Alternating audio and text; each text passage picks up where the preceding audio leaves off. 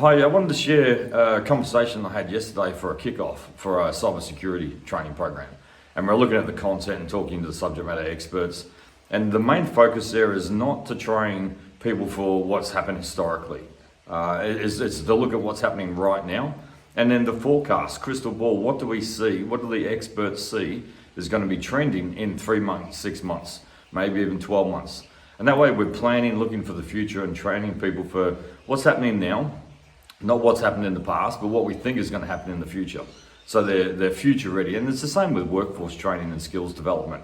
And if you're doing happy sheets in terms of evaluations after implementing a program, that's fantastic. But how long ago was the training? How long ago was the happy sheet filled out, the survey, the feedback survey? Because I'd argue also, by the time you do that and collate the information and then report on that, to then make decisions of what might need to change or any gap analysis or alike, don't look backward too far. Always look at where we're at now and what we think needs to be done in the future.